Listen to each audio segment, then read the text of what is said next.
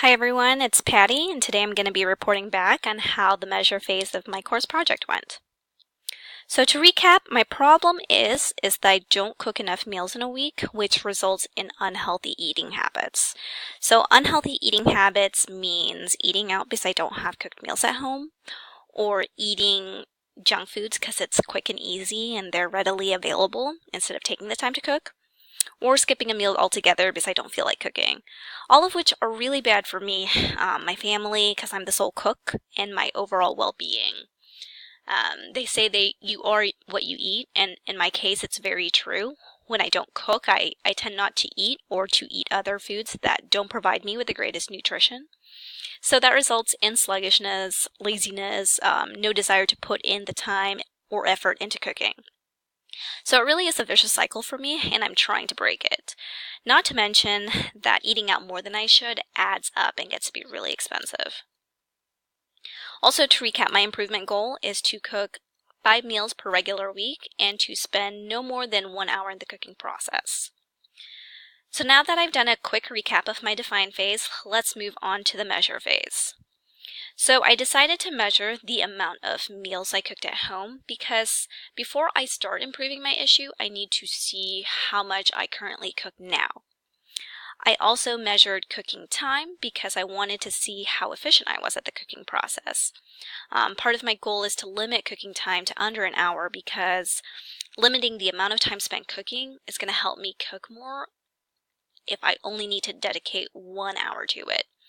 If I spent any more time than this, I either got distracted, had to run to the store to get ingredients, which lead to greater inefficiencies in the process.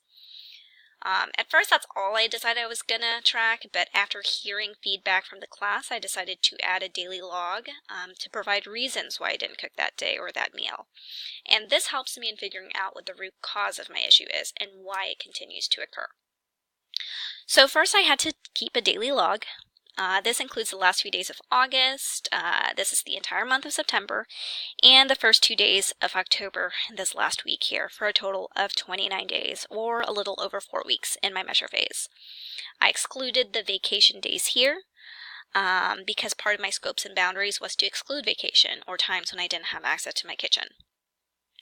So I measured twice a day, usually during lunch or dinner, providing why I didn't cook or if I did cook. And so when I didn't cook, I provided what I did eat instead. It was either eating out, frozen meals, snacking, etc.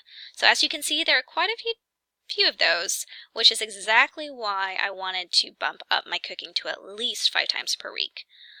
So first I'm going to focus on the days I did cook, and then I'll go on to explain my categories of reasons for not cooking after that. So looking at this calendar, it's not very easy to tell when I cooked and when I didn't. So I decided a check sheet would be useful because it lets me easily view if there's a trend during the week. This sheet lets you easily view how many times I cooked per week or per day. So this tells me that I cooked most on Mondays and Tuesdays, and I hardly cooked the rest of the week.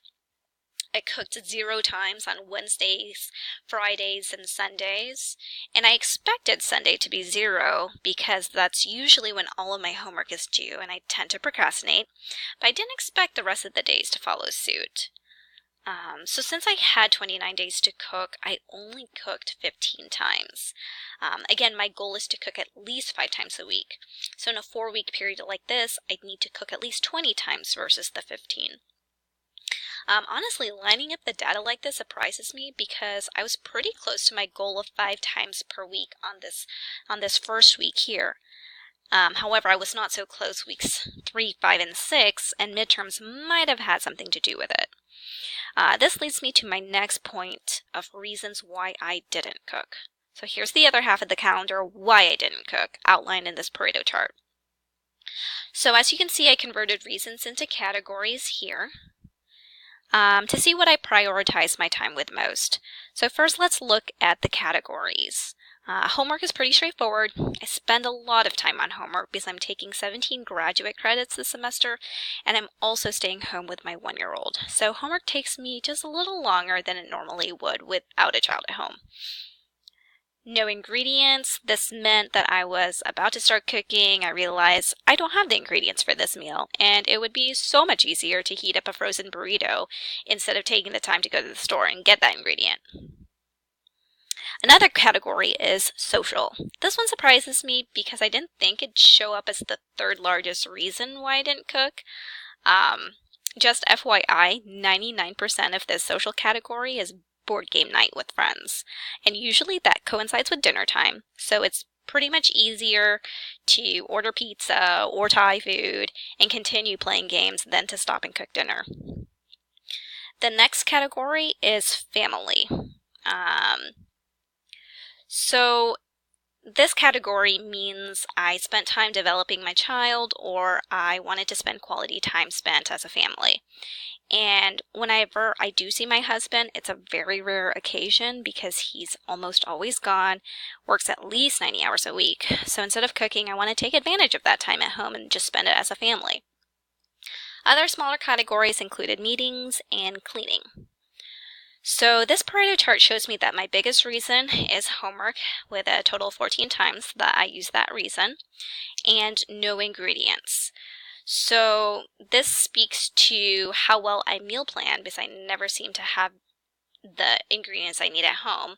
And homework makes sense because as a full-time student and full-time mom, I feel like I'm always doing homework. Moving on to cooking time. So for those times I did cook, I noted my average cook time, which you can see here. I used an IMR chart versus other control charts because there were long periods between measurements, and more often than not, I had very few data for each day. Usually I only had 1 or 2 points. So for the days I cooked twice, I took the average of those two cook times. This chart shows you the 11 days I did cook and the calculated control limits. You can see that 1 point here was above the upper warning limit, and I remember this day I had to run to the store in the middle of cooking because I didn't have a certain ingredient, and I included that in my cook time. But all the other points seem to be within the control limits. These lower points here were easier recipes like paninis or salads. They just had a few ingredients I had to put together, so they're on the lower half of the control limit, and the ones up above it are, more complex recipes where I had to spend a lot of time cutting meats or vegetables, or had extra steps like marinating the meat. So since this is the measure phase, this chart gives me a good baseline of what my current process is like. And I also know that when evaluating these types of charts, it may be more helpful to look at the median versus the average, since my outliers can pull my average up or down. And in this case, I lined up all my cooking times in order from least to most, and my median was actually 55 minutes. And this is actually really close to my mean or average of 57.7 minutes here. So I guess I didn't have too many outliers in my cooking times. And they're also pretty close to my goal of limiting cooking down to 1 hour. So next we see the MR chart, or moving range chart. This chart shows me the range from one point to the other. Whenever I was calculating the moving range, each point was related to the point before it, so I took the cooking time from this day and subtracted the cooking time from this day, and it shows me how big my ranges are moving. So it seems here that my MR chart is within the control limits, so that's good. So now that I've measured my reasons, the amount of times I cooked, and my cooking times, it's time to move on to the analyze and improve phase. So going into this phase, I'm going to incorporate feedback from the class. And in it, I'm going to analyze data from my measure phase to find out exactly what's causing the problem. And after finding out the root cause, I'm going to develop at least one improvement by the 15th. And for the next 4 weeks, I'm going to collect data with this improvement in place, and I'm going to analyze that new data and compare with my measure phase baseline data by the 19th. And after that, I'm going to see how my improvement is doing. If it's not working out, I'm going to find a new improvement and collect another 2 weeks of data, and then analyze that new data to my baseline.